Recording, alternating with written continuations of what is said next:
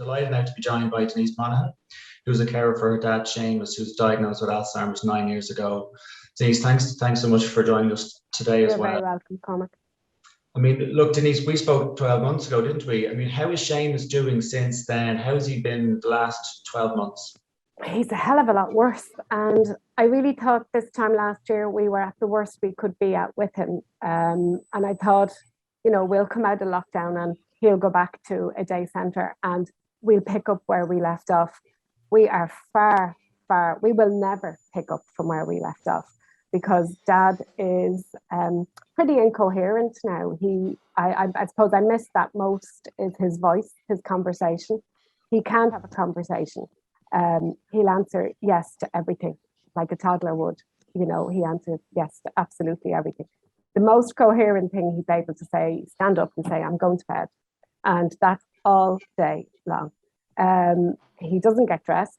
He is comfortable in his pajamas. He doesn't want to wear clothes. He doesn't go out of the house. The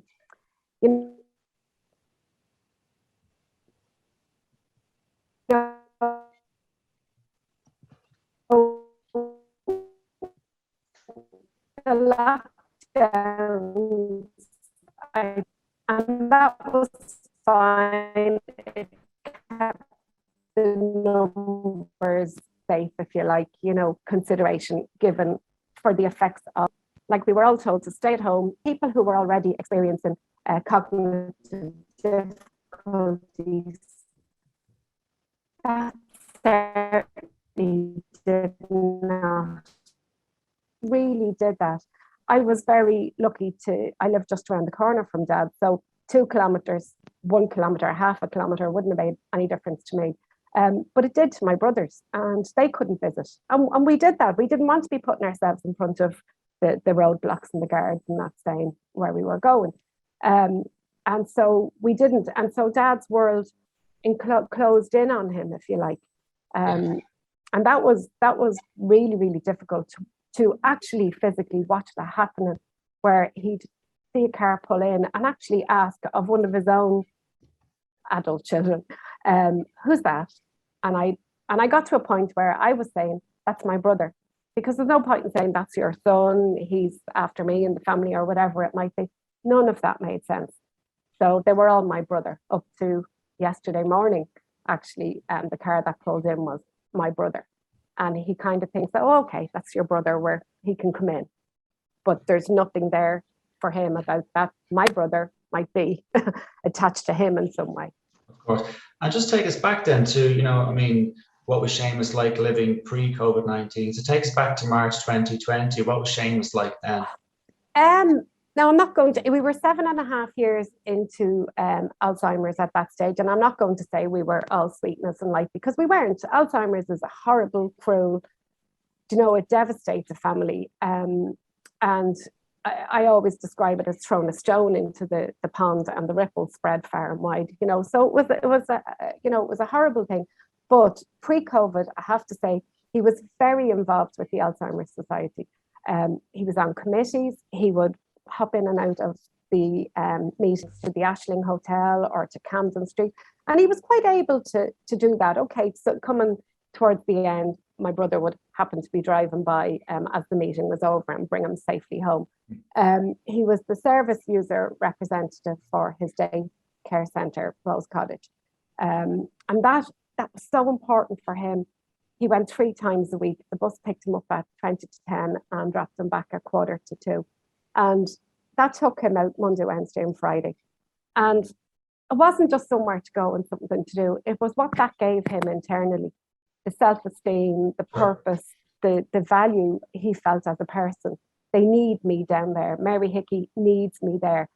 We've new guys starting, and Mary always put Dad beside the new people because Dad could help them and help them settle in. Very, very friendly man, and so that was his purpose. That was his reason for getting out of the bed. Sure.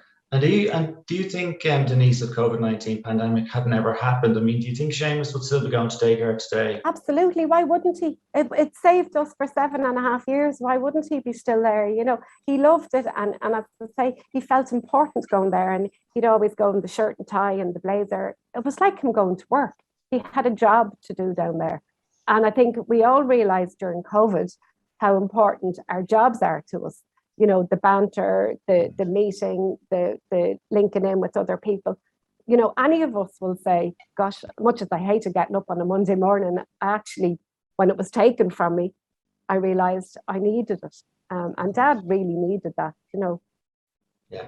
I mean, and look, I mean, you've talked about there how the pandemic has had an impact on your dad and on your family, but a lot of people looking in today will be wondering how you're doing. I mean, what kind of toll has all of this taken on you as the family carer?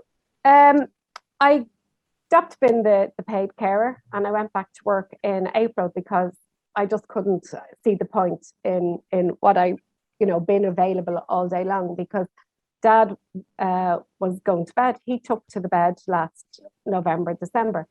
And that's a horrible situation to be in, because when you have Alzheimer's, you're in a use it or lose it situation. And I knew Dad was up there losing it, if you like, for want of a better term. But what could we do? We couldn't go and drag him by the feet down the stairs, and he'd come down, he'd have a cup of tea, and as soon as the tea was over, I'm going to bed, and off he'd go. So I go around now in the mornings for 2.5 hours, and then I go to work. I leave at 12 and go to work, because I felt I wasn't needed in the afternoon. He was in bed all the time, and look, for my own personal headspace, I needed to feel that I was doing something other than waiting for him to get up, which I shouldn't have had to. I would have liked, when I gave up work, took carers leave the week after COVID, that had been planned obviously a month before. And when I took that, I was going to be available 24/7. I was going to bring him out for coffee. I was going to get him out of Mom's hair now and again.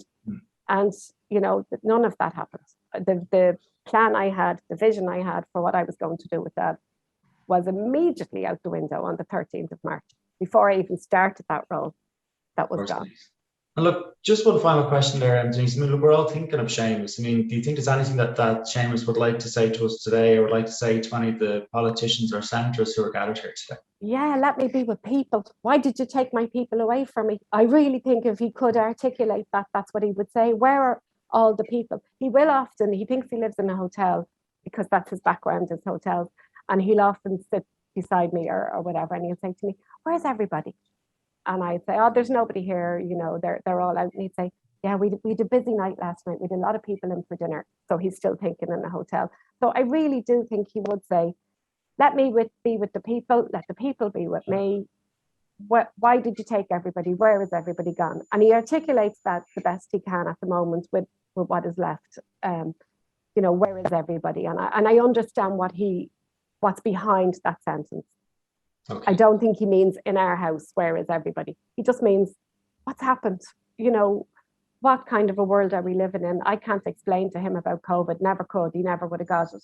He doesn't understand why people are wearing masks. He just thinks it's a funny costume or something, Sure. Denise, thanks so much for that today and for sharing your story with us again.